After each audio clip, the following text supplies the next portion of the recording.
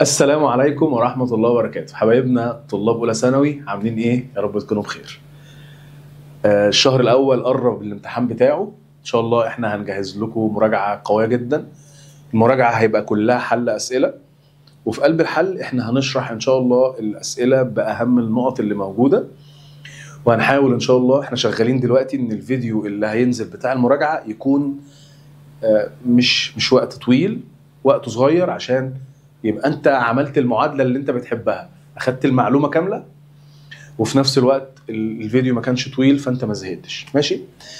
لحد بقى ان شاء الله ما نبدا نجهز الفيديو ده، تعالوا نحل او نشتغل النهارده مع بعض درس الحاله الاقتصاديه، وده الدرس الثاني في الوحده الجديده. ماشي؟ طيب، قبل ما نخش في تفاصيل درس الحاله الاقتصاديه، تعال اقول لك على شويه معلومات مهمين جدا جدا جدا. بص يا سيدي، كلمة حياة اقتصادية أول ما أشوفها يبقى أنا مفروض هتكلم عن 3 حاجات، هتكلم عن زراعة وصناعة وتجارة. زراعة وصناعة وتجارة. طيب بص يا سيدي، إيه السبب اللي هيخلي مصر فيها زراعة؟ أنا عايزك بس تبقى فاهم إحنا هنعمل إيه وهنحط إيه وهنشيل إيه. الحياة الاقتصادية يعني زراعة وصناعة وتجارة. ماشي؟ طيب ايه الحاجة اللي هتخلي مصر، الحاجة اللي متوفرة في بلدنا هتخلي بلدنا فيها زراعة؟ نهر النيل. فوجود نهر النيل اللي احنا قلنا عليه قبل كده أمد مصر بالمية وأمد مصر بالطمي، ده اللي هيخلي مصر قادرة ان هي تزرع.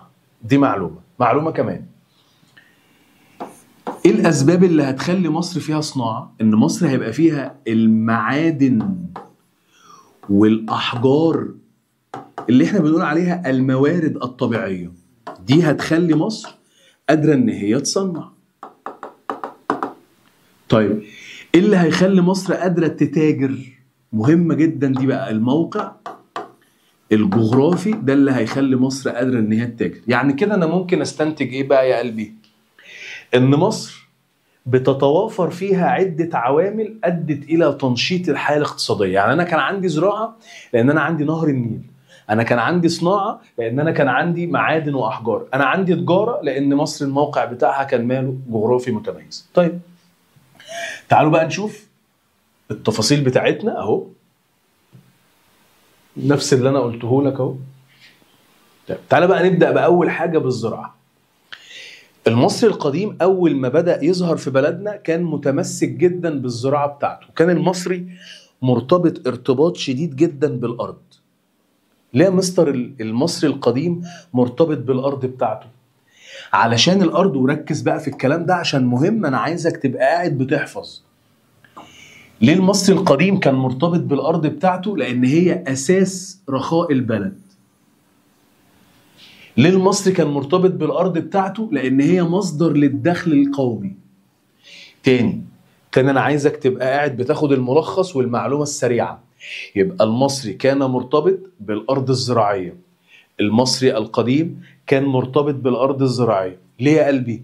لأن المصري كان شايف إن الأرض دي بتعمل له حاجتين مهمين.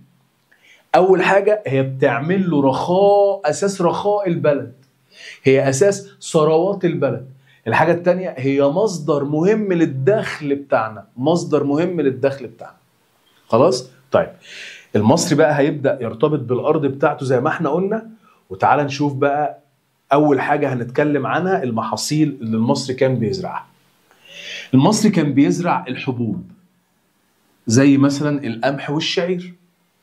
المصري كان بيزرع البقول، البقول اللي كان بيزرعها زي العدس والترمس. كان بيزرع نباتات الألياف، يعني النباتات اللي بخرج منها منسوجات، زي ايه مثلا؟ الكتان. يبقى لو سألك الإنسان المصري كان بيصنع النسيج أو بيصنع الملابس بمادة خام هو بيزرعها اللي هي اسمها الكتان، دي اسمها نباتات الألياف.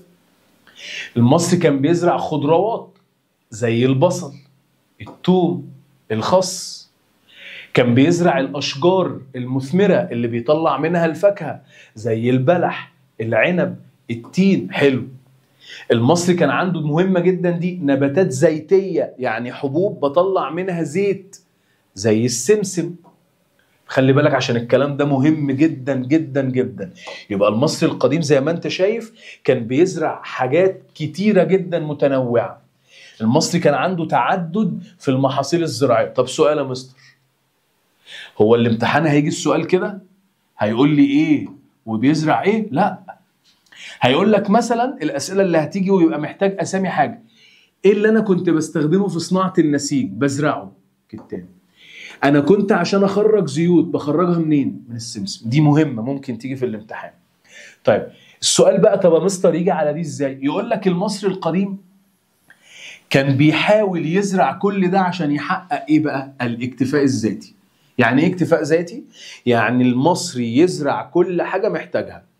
المصري يزرع كل حاجه محتاجها، ده معنى كلمه الاكتفاء الذاتي.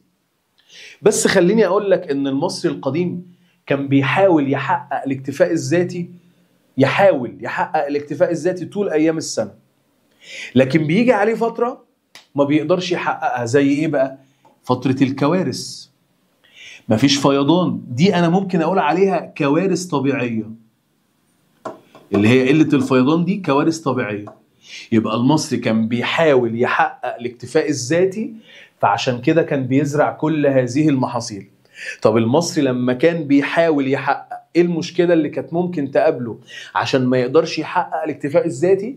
يبقى في عنده كارثه، فيضان كتير، الفيضان قل، في عنده زلزال، في عنده اي كارثه طبيعيه تخليه مش قادر ان هو ايه يزرع. ماشي؟ طيب بص اقول لك على حاجه بقى مهمه جدا. المصري القديم لما كان بيزرع الحاجات دي، بص كان بيخزنها فين؟ في البتاع ده. ايه البتاع ده يا مستر؟ دي حاجه اسمها صوامع. الصوامع دي اماكن المصري كان بيخزن فيها المحصول. طب يا مستر انا عايز افهمها، تعالى افهمها لك كده بالراحه. بص يا سيدي، المصري القديم لما كان بيزرع المحصول كان لازم يخزنه عشان يحتاجه في وقت الحاجه. هو لو محتاج المحصول ده فيخزنه. يعني مثلا بص، ده مبنى وهنا في باب وهنا في سلم اهو. المصري كان يعمل ايه بقى؟ المصري كان يزرع المحصول، يجيبه، يقوم طالع على السلم، يقوم حاطط المحصول من هنا، وبعد ما يحط المحصول من هنا ينزل بقى في اماكن كده جوه الصومعه. لو محتاج المحصول يخش من الباب ياخده. الصومعه دي ملك الدوله، انا بخزن فيها المحاصيل. خلاص؟ انا بخزن فيها المحاصيل المتنوعه. يعني مثلا دي للقمح، هعمل صومعه تاني للشعير، هعمل صومعه تاني لاي حاجه تانيه. ليه المصري كان بيعمل الصوامع دي؟ عشان يخزن فيها المحاصيل لوقت الحاجه، عشان يفضل المحصول عنده متخزن في وقت الحاجه. يبقى دي اسمها صومعه. وخلي بالك هي اسمها صوامع او شونه. دي حاجه المصري القديم كان بيخزن فيها المحصول بتاعه عشان يستخدمه في وقت الحاجه. الحاجه دي اسمها صومعه او شونه. صومعه او شونه. ماشي؟ طيب المصري كان بيخزن الحاجه في المحصول بتاعه في المكان ده علشان خاطر يحافظ عليه، يستخدمه في وقت الحاجه، يقدر يحقق الاكتفاء الذاتي اللي هو بيعمله، يقدر يواجه الكوارث اللي بيتعرض ليها. طيب تعالوا نتكلم على بقى ملكيه الارض الزراعيه في مصر كانت عامله ازاي. برضو انا عايزك تبقى مركز كده. احنا بنتكلم عن ايه؟ احنا بنتكلم عن الحاجات اللي ليها علاقه بالزراعه. اول حاجه احنا اتكلمنا عن ان الفلاح مرتبط بالارض بتاعته ما سابهاش. الحاجه الثانيه اتكلمنا عن انواع المحاصيل اللي المصري كان بيزرعها وبيحاول يحقق الاكتفاء الذاتي بيها. تاني حاجه هنتكلم عنها او ثالث حاجه الملكيه الزراعيه. طيب نشوف. كل الارض في مصر كانت ملك الفرعون، ملك الدوله. وكان الفرعون بيوزع الارض على الفلاحين يزرعوها وينتفعوا بيها، والفلاح من حقه ياخد اللي هو محتاجه من المحصول، وباقي المحصول بقى الفلاح يعمل فيه ايه؟ يروح يسلمه للدولة في الشونة كضرائب. تاني، يبقى الأرض كلها ملك الفرعون أو ملك للدولة، الفرعون هو الدولة. طب هل الفلاح يا مستر من حقه يمتلك أرض؟ لا، الفلاح لا يمتلك أراضي. طب يا مستر، هو الفلاح لما بياخد الأرض بيزرعها بيعمل إيه بعد كده؟ بياخد منها الكمية اللي هو محتاجها من المحصول، والجزء الأكبر من المحصول الفلاح لازم يسلمه للدولة كضريبة. هيسلمه للدولة فين؟ في الصومعة. ماشي؟ طيب، مع الأرض اللي هي ملك الدولة أو ملك الفرعون في أرض اسمها الملكية الخاصة. دي أرض بيمنحها الفرعون، أرض بيديها الفرعون لقرايبه أو للموظفين اللي معاه أو لقادة الجيش اللي معاه. يبقى دي أرض بنديها للجنود المخلصين أو كبار الموظفين أو كبار القادة، ودي ملك ليهم ومن حقهم يورثوها. السؤال في الامتحان يا مستر يجي ازاي بقى؟ يقول لك مثلا صح وغلط. طبعا كل الطلبة بتبقى مركزة على دي، ان الارض كلها ملك الدولة، جميع الارض الزراعية ملك الفرعون او الدولة، بنبقى مركزين على دي وبننسى دي. يقول لك في الامتحان صح وغلط. اختفت الملكية الخاصة في الأراضي في مصر الفرعونية. مصر ما كانش فيها ملكية خاصة، ما حدش بيمتلك في مصر أرض ملكية خاصة. صح ولا غلط؟ لا، غلط. الملكية الخاصة ما اختفتش، كانت موجودة، والدليل ان كان في أراضي بيتم منحها للجنود المخلصين وكبار الموظفين عشان تبقى ملك ليهم ويورثوها عادي. آخر نوع أراضي ملكية الأوقاف. دي أراضي الدولة بتخصصها للإنفاق على المعابد والمقابر. يعني من اسمها حتى الأوقاف يعني ليها علاقة بالدين. يبقى دي أراضي مخصصة للإنفاق على المعابد والمقابر. نغني بسرعة، نلخص بسرعة. يبقى الأرض اللي كانت جوه بلدنا كم نوع؟ 3. أرض ملك الفرعون، وأرض ملكية خاصة، وأراضي أوقاف. أراضي الأوقاف دي بصرف منها على المعابد والمقابر، والأراضي الخاصة بتبقى ملك للناس معينة ومن حقهم يورثوها، خلي بالك. والأراضي كلها اللي في البلد ملك في الآخر للفرعون، والفرعون بيديها للفلاح، والفلاح بيزرعها، بس هو في الآخر مطالب يقدم معظم المحصول كضرائب للدولة. طيب، تعال نشوف بعد كده الدولة هتعمل إيه علشان تطور الزراعة في بلدنا. الحتة دي مهمة. أي دولة في الدنيا بيبقى عندها موارد، بتحاول إن هي تطور هذه الموارد عشان تقدر تطلع منها أحلى حاجة. طيب، مصر هتعمل إيه علشان تعمل تنمية زراعية؟ مصر هتعمل إيه عشان تعمل تنمية زراعية؟ بص يا سيدي، أولاً إحنا كل الموارد أو كل التنمية الزراعية اللي حصلت في بلدنا كانت في عصر الدولة الوسطى. اوعى تنسى دي، اللي هي العصر اللي بيبدأ من الأسرة ال11 للأسرة ال12. تاني، يبقى الدولة علشان تنمي الزراعة هتعمل مشاريع. أكتر عصر شهد تنمية زراعية هو عصر الدولة الوسطى. طيب، عملوا إيه؟ الحكام اللي في الفترة دي عملوا إيه؟ عملوا مشروعات ري، ترع، قنوات. عملوا سدود عشان يخففوا شوية من خطر الفيضان. وأشهر سد هنتكلم عنه بالتفاصيل كمان شوية سد اللاهون، هنعرف تفاصيله. بدأوا يزودوا مساحة الأرض. بص بقى، شايف دي؟ زيادة مساحة الأرض دي بنقول عليها التوسع الأفقي. يعني بدأت مصر يحصل فيها توسع أفقي، يعني بزود مساحة الأرض. بدأت الدولة تشرف على مشروعات الري، تعمل إدارات مسؤولة عن الزراعة زي إدارة مسح الأراضي، الإدارة المحلية في الأقاليم، هقول لك تفاصيلهم، إدارة الري. الدولة بدأت تعمل إدارات تبقى مسؤولة عن الزراعة. الدولة بقت بتعمل إدارات بتطور الزراعة. كمان الدولة بقى عندها إدارة سليمة حازمة لتطوير الزراعة بتاعتنا، زي مثلا القصة بتاعت سيدنا يوسف عليه السلام. لما سيدنا يوسف قال لعزيز مصر احنا في 7 سنين هيبقى فيهم أكل وشرب، يا ريت بقى نزرع ونخزن المحاصيل علشان نواجه بيها الازمات اللي جايه. ده كده ده ربنا بيدينا اشاره انك انت مش كل الموارد اللي بتجيلك تصرفها، اللي مش كل الفلوس اللي بتجيلك تصرفها، لا اعمل ايه؟ في شويه فلوس اخزنها علشان خاطر استخدمها في وقت الحاجه. دي اسمها الاداره السليمه الرشيده في مواجهه الازمات. خلاص؟ طيب انا جايب لك هنا الادارات دي، هي مش في الكتاب عندك بس انا جايبها لك اهي عشان تبقى فاهم. اداره مسح الاراضي دي اللي هي بتحدد مساحه الارض، نوع المحصول، بتحدد الضرائب، مش لازم تحفظ بس تبقى فاهم. اداره الري دي بتظبط ميه النيل، بتسجل منسوب الميه كل سنه. الاداره المحليه في الاقاليم دي اللي بتطور الترع والقنوات والسدود. اداره الزراعه بقى دي العقل المدبره، دي بقى اللي بتستثمر اراضي الدوله، بتدخل محاصيل جديده للبلد. كل اللي انا عايزك تحفظه الادارات بس اساميها ايه: اداره مسح الاراضي، اداره الري، الاداره المحليه في الاقاليم، اداره الايه؟ الزراعه. طيب تعال نشوف بقى مشروع سد اللاهون قصته ايه. احنا كده تقريبا الزراعه كلها اتشرحت بما يرضي الله، كويسه جدا. احفظ بس كويس، شوف التريكات اللي انا قلتها دي وظبطها علشان تعرف تحل في اخر السنه.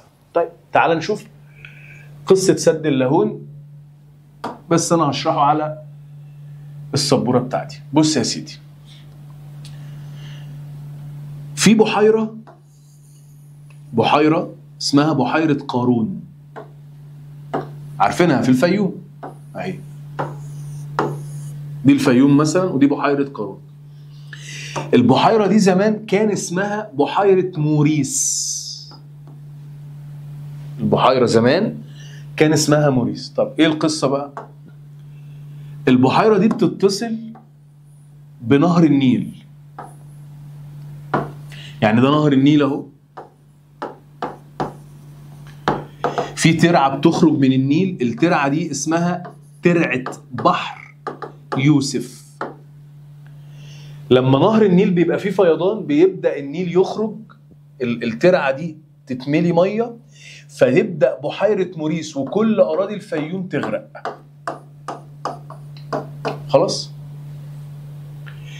ففي عهد الدوله الوسطى، وتحديدا في عهد الملك امنمحات الاول، انا اسف امنمحات الثالث، ايه اللي حصل؟ قرر الملك امنمحات الثالث يجي هنا عند حته اسمها اللاهون، المنطقه دي اسمها اللاهون، وراح عمل سد. قال انا هعمل السد ده عشان احمي اراضي الفيوم كلها من الفيضان. تاني يا حبايبي، يبقى في عصر الدوله الوسطى، في عصر الملك امنمحات الثالث، اتعمل سد عند منطقه اسمها اللاهون، السد اسمه سد اللاهون. السد ده كان ايه هدفه؟ نحمي اراضي الفيوم من الفيضانات، نخفف شويه من اثر الفيضان. طب ايه اللي حصل يا مستر؟ السد ده لما اتبنى والدنيا بقت مظبوطه، الاراضي اللي كانت بتغرق في الفيوم بطلت تغرق، فاكتشفنا ان في 27,000 فدان موجودين في الفيوم ممكن يتزرعوا.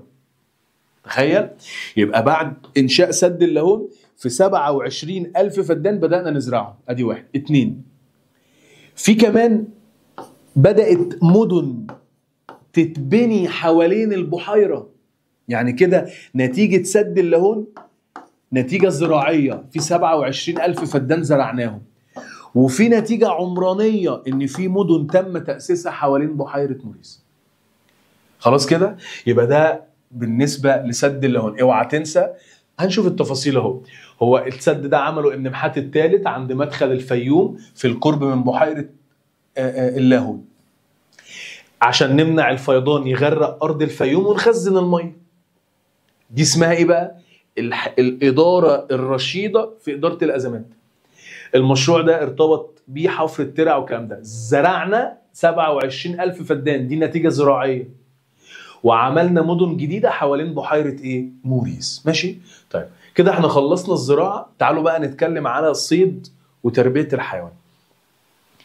ما دام انا بزرع لازم يكون عندي على طول تربية حيوانات، لازم. ما دام انا بزرع لازم يكون في تربية حيوانات. المصري كان مهتم جدا بتربية الحيوانات، خصوصا اكتر منطقة المصري كان بيربي فيها حيوانات كانت الدلتا. الدلتا دي يعني في الشمال. اشمعنى الدلتا هي اكتر منطقة كان فيها تربية حيوانات؟ علشان كان فيها اراضي خصبة ممكن اربي عليها، المراعي الطبيعية. يلا نراجع. يبقى المصري اهتم بتربية الحيوان، اكتر مكان كان فيه تربية حيوانات هي الدلتا. والدلتا اشمعنى في الشمال؟ علشان فيها مراعي طبيعية. اكتر حيوان المصري كان بيحبه كانت الابقار، وكان بيرعى المصري كان بيرعى الماشية. طائفة معينة من الرعاة المحترفين، مهمة جدا المعلومة دي، مش اي حد بيرعى الماشية بالذات، الحيوانات الضخمة الماشية بالذات مش اي حد بيرعاها، لازم رعاة محترفين. اشهر الحيوانات بقى البقر، وده كان اهم حاجة عند المصري القديم. المصري كان بيحترمه، كان بيحب البقر، حتى هو كان المكانة الاولى. في عندنا اغنام وماعز وبط ووز. طب سؤال سهل جدا، انا معرفش انتم مستصعبين الدنيا ليه. ايه اهمية الحيوانات؟ اول حاجة انا هستخدمها في النقل، ادي واحد. هستخدمها في اعمال الحقل، يعني انا المصري هيستخدم الحيوانات عشان تنقل له الحاجة وعلشان يزرع بيها. عايز ارمي البذور وحيوان يدوس عليها، عايز مثلا اقلب التربه اقوم حاطط المحرات في قلب الجاموسه تقوم لفه. انا كمان هاخد منها الصوف والوبر والشعر والجلد واللحم. اكيد انا هستفيد من الحاجات دي. خلاص. طيب الصيد بقى، المصري القديم كان بيهتم جدا بصيد البر، وركز لان فيه هنا تركات. المصري كان بيهتم بصيد البر، وكان المصري كان بيطلع يصطاد صيد بر ده في الصحراء. وكان دايما المصري وهو يعني بيهدف في صيد البر ده ان هو يصطاد ايه؟ غزلان او اسود. اللي انت لازم تبقى عارفه ان صيد البر ده كان بيمارسه الاغنياء فقط، علية القوم هم بس اللي بيمارسوه. يعني لو انا راجل مصري عادي، انا واحد في مصر الفرعونية بس انا راجل من عامة الشعب، انا مش همارس صيد البر، لان هو كان رياضة بيمارسها الاغنياء. ده كده دليل على الطبقية. يبقى لو سألك مثلا انهي نوع من انواع الصيد دليل على وجود طبقية في مصر، اقول له صيد البر.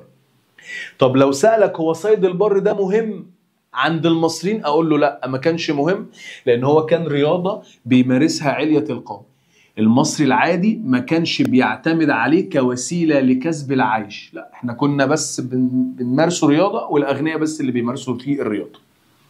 طب تاني حاجة صيد الطيور. المصري كان في صيد الطيور ما بيحتاجش اي مجهود، كان بيصطاد السمان او البجع، عارف طبعا يعني ايه.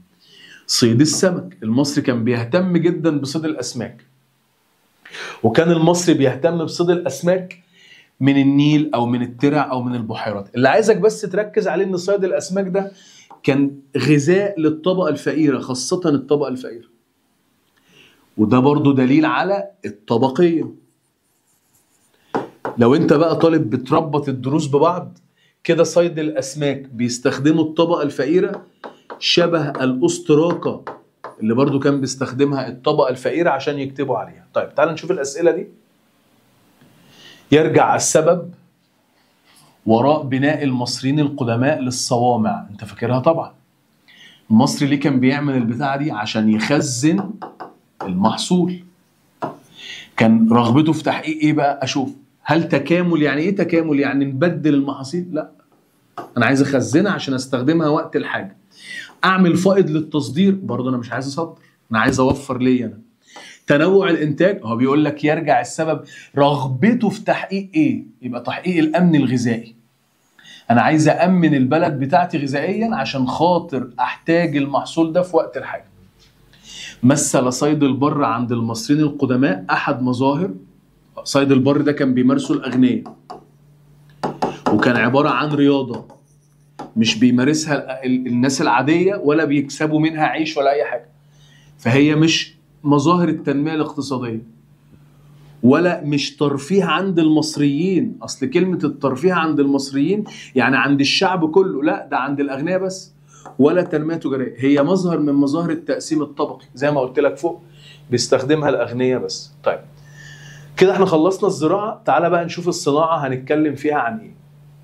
المصري القديم كان بيحب جدا الصناعة، وكان المصري مرتبط بالصناعة ارتباط شديد جدا.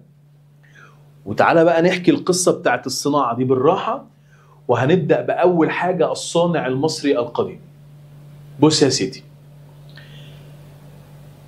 الفلاح ما كانش بياخد حقوق كاملة من الدولة. في مصر الفرعونية الفلاح كان هو أقل الفئات اللي موجودة، عكس الصانع. الصانع كان ليه مكانة حلوة شوية. طب ايه قصته؟ اولا الصانع في مصر الفرعونية كان دايما بيرث الصناعة من ابوه او من جده، زي ما احنا بنعمل دلوقتي.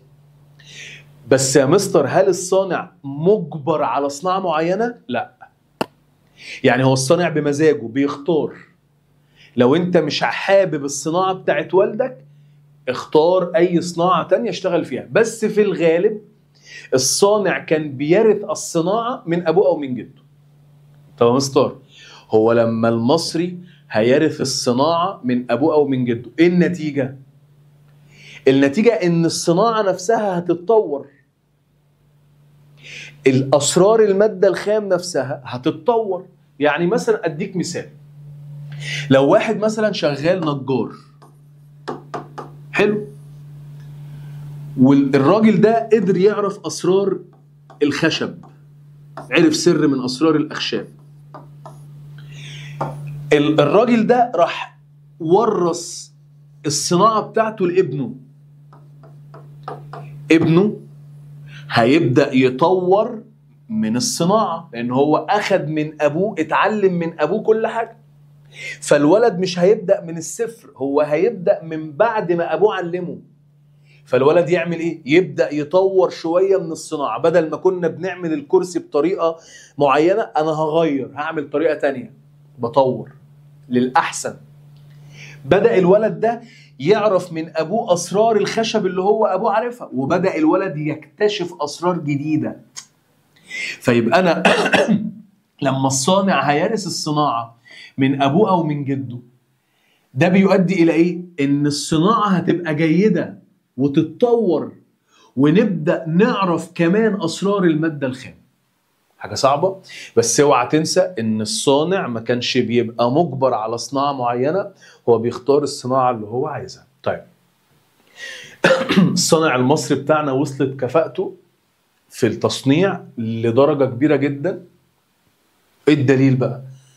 الدليل الآثار اللي موجودة دلوقتي اللي بتملى كل المتاحف، وان المصري القديم كان عارف كل سر من اسرار المادة الخام. المصري عرف اسرار المادة الخام دي ازاي؟ لما بدأ يورث الصناعة لاهله. بدأ الصانع ياخد الصناعة من ابوه او من جده. طيب تعال نشوف الدولة هتعمل ايه عشان تنمي الزراعة، انا اسف، تنمي الصناعة. الدولة هتعمل حاجتين، هتبدأ تدور الاول على المادة الخام. بدأت الدولة تعمل حملات أمنية علشان تدور على فين المعادن، فين الصخور، فين الأحجار. بدأت تبعت حملات تستكشف المادة الخام فين. وتاني حاجة، بدأت الدولة تعمل حملات أمنية علشان تأمن الناس اللي بتدور على المادة الخام. تاني يا مستر، يبقى أول حاجة عملتها الدولة علشان خاطر تهتم بالصناعة، بدأت تدور، تبعت بعثات، حملات تدور على المادة الخام في الصحراء، معادن بقى، ذهب والكلام ده. 2، الدولة بقت بتعمل حملات أمنية تأمن الناس اللي هتدور على المادة الخام. كمان الدولة كانت بتبقى فخورة جدا باللي هي بتقدمه للصانع. الفرعون كان بيبقى فخور بالحاجة اللي الصانع بتعملها له. فرعون، أنا وفرت للصانع بتاعي حاجة معينة، فأنا فخور إن أنا عملت كده. واوعى تنسى إن الصانع كان بيتعامل في مصر معاملة جيدة جدا. طيب مستر، الصانع بياخد أجره إيه بقى في البلد؟ مفيش فلوس. الصانع بياخد اجره مخصصات عينيه. يعني ايه مخصصات عينيه؟ يعني مثلا نجار هيعمل لي سرير وهيعمل لي دولاب، وزمان الدولاب ده كان صناديق.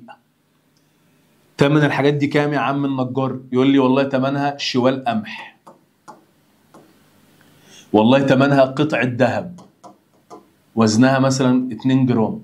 فهنا الحاجات اللي هو اخدها دي انا بسميها مخصصات ايه؟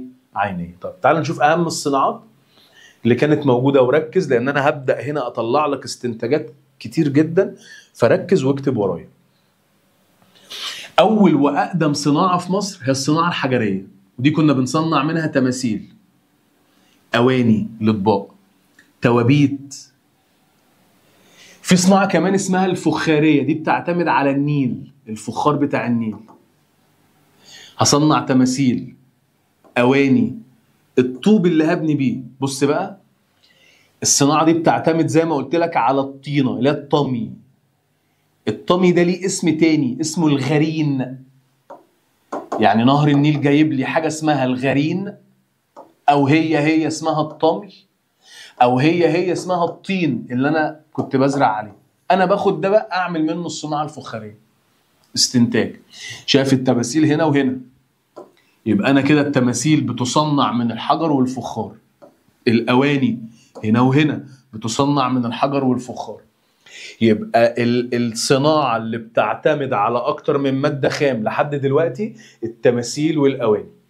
طيب يطلع فوق شويه، في صناعتين كمان قدام بعض، الصناعه الزجاجيه. واللي انت ما تعرفوش ان اقدم ناس في العالم صنعوا زجاج احنا اقدم ناس في العالم صنعنا ازاز. جبناه منين؟ من الرمله البيضاء. الرمله دي كانت منتشره عندنا في الصحراء، اخدنا الرمله البيضاء وقمنا صنعنا منها الزجاج. طيب بص السؤال، هو ده بيعتمد على ماده خام محليه ولا مستورده؟ محليه، حجريه. الصناعه الفخاريه ماده خام بتاعتها محليه ولا مستورده؟ محليه في البلد. الزجاج الماده الخام بتاعته الرمله محليه ولا مستورده؟ محليه. فدي كلها مواد خام محليه. صناعه الجلود، الجلد، مصر كان بيستخدم الجلد في صناعه الاحذيه. كلمه دباغه يعني تلوين الجلود. كان بنصنع من الجلد الاحذيه، المقاعد، الكرسي، اغطيه الوسائد، الغطا بتاع المخده، ارضيه العربات دي كانت عربيه زي العربيه الكارو بنزقها، الغطا او الارضيه بتاعت العربيه من الجلد. قرب الميه، زمان المصري كان بيبقى عنده قربه كده بيملاها ميه، القربه دي لازم تبقى معموله من الجلد.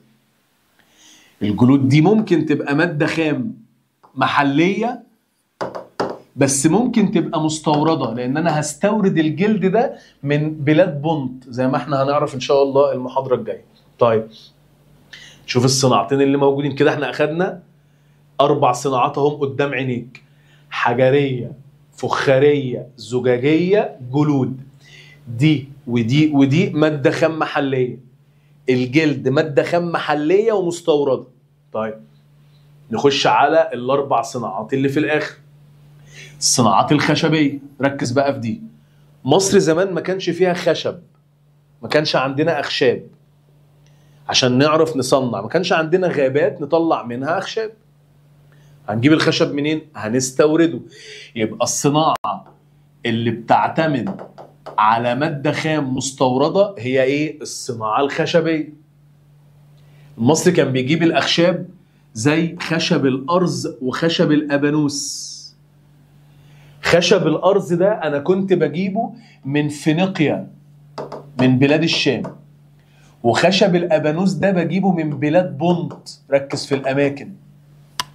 طب انا هستخدمهم في ايه؟ بص يا قلبي، خشب الارز ده بصنع منه السفن بس.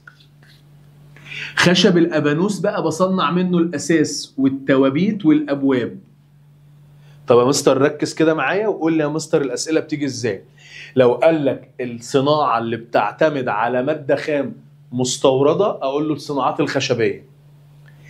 انا بستورد كام نوع من الخشب؟ 2، الارز والابانوس. طيب هي خشب الارز ده بصنع منه سفن، ده بجيبه من فينيقيا. والابانوس اللي بجيبه من بلاد بونت بصنع منه الاثاث والتوابيت والابواب. طيب تعالى نلعب لعبه. مش احنا قلنا هنا ان التماثيل والاواني بيتصنعوا من حجر ومن فخار؟ حلو. شايف التوابيت؟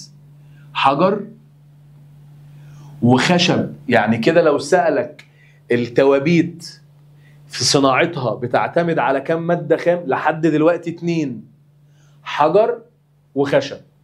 الأواني والتماثيل بتعتمد على كم مادة خام؟ 2، الحجر والفخار. الأواني والتماثيل. طيب تعال نشوف الصناعات المعدنية بقى اللي هي بتعتمد على الذهب أو الفضة.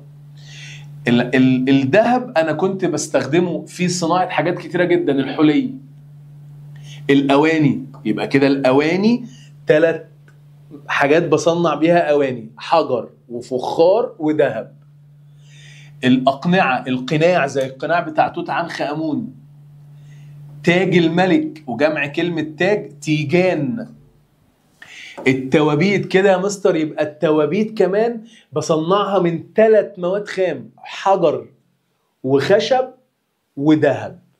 ركز واكيد بتكتب ورايا. طبعا اشهر تابوت بتاع الملك توت عنخ آمون. يبقى الذهب انا بستخدمه في حاجات كتيرة جدا والمصري كان شاطر فيه. الفضة بقى للأسف دي كانت قليلة جدا وكانت غالية جدا.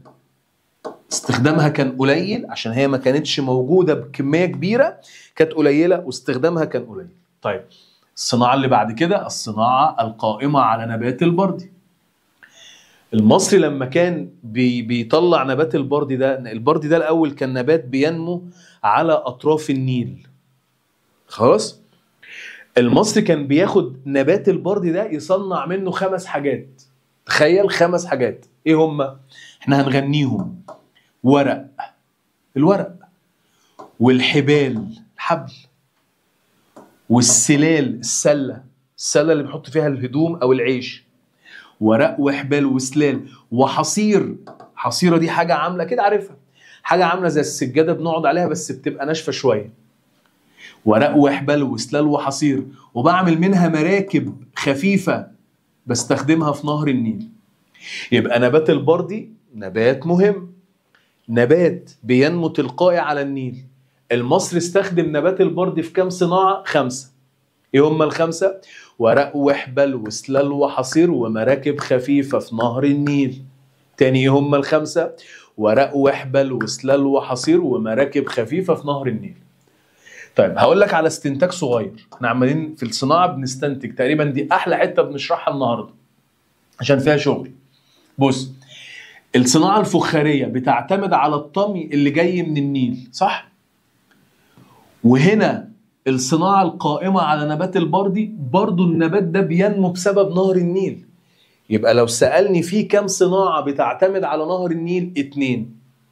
كم صناعة بتعتمد على نهر النيل؟ 2. صناعة الورق أو صناعة نبات البردي والصناعات الفخارية. طيب آخر صناعة، صناعة الغزل والنسيج، الملابس. الكتان أنا بزرعه، يبقى دي مادة خام محلية. الصوف من الحيوانات اللي عندي، مادة خام محلية. الحرير ده بقى قلبي أنا بستورده من فينيقيا. يبقى الغزل والنسيج بيعتمد على مادة خام محلية وشوية كمان مادة خام مستوردة. المحلي الكتان والصوف، والحرير فينيقيا بجيبه من هناك. يعني لو سألك اكتب بقى ورايا اللي كانت بتعتمد على مواد خام محلية ومستوردة: الجلد والغزل والنسيج. وعلى فكرة الصناعات المعدنية، لأن الذهب ده برضو ساعات بستورده من بره، يبقى الجلد والمعدن والغزل والنسيج بيعتمدوا على مواد خام ايه؟ محلية ومستوردة. طيب الستات كانت دايما لما تيجي تعمل الغزل بتغزل بمغازل، حاجة كده موجودة عندنا، دي بتتعمل من الخشب.